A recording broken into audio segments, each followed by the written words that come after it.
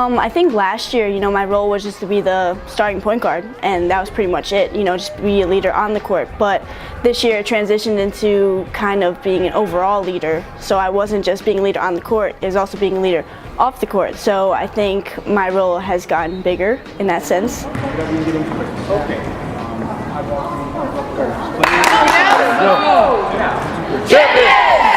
So we've done a lot of talking with teammates and just coaches on changing the game plan and how to get our key players up to the confidence they need to be at so we can perform well as a team.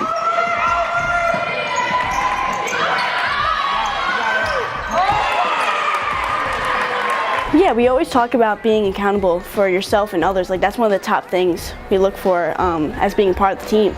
So, when things go bad, we look to leaders like myself, Taylor, Paige, Marion, Felicia, the young players look to us to be accountable for our own mistakes, and I think that helps us a lot because they're able to look at us as leaders and say oh, hey, they noticed their own mistakes. Maybe I should be looking at myself to see what I'm doing wrong, so I could help out the team. Yeah, I think it is going to benefit us because, in practice or during a game situation, if I'm getting on you and pointing out a mistake you made, they know that it's coming out of love. Even if it's in a tone where it's kind of mean, maybe, they know I'm just trying to look out for the best for them and just make them better players. So at the end of the day, stepping off the court, we're all best friends and we go out to dinner afterwards. There's no hard feelings or nothing's personal, and we all understand that. So I think that will really help us in the next 2 years. They've been a great group to coach thus far. They practice really hard. They want to do things the right way. They want to get it right. They're very they hold one another accountable to a degree that makes it pretty easy to coach them because I can really focus in on basketball stuff and not have to worry about them coming to play every day, play hard, do the baseline type of things that you need to do.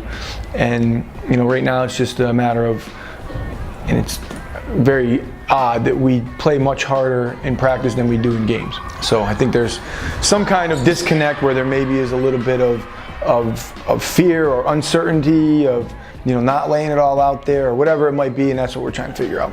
We've played really well at times. We got off to a slow start and then really took over and dominated the second part of the second half, and we just didn't respond very well to a run they made in the third quarter. And right now we just have to learn how to stay in the moment and play the possession that's going on now. But really, yeah, there's been a lot of positives. A lot of people have played well. It's just not hasn't happened consistently, and that's what we have to figure out. But I think the two juniors, Taylor and Lindsay, they've really demonstrated some strong ability to lead and desire to want to make this, get this right and figure out a way to get on top of it. And I think that as long as you have that fight, you have that belief, then that faith that things are going to go well. Eventually, there's a really good chance that they will turn around and they will go well. So I think those have been the major positives. But there's been a lot of positive play.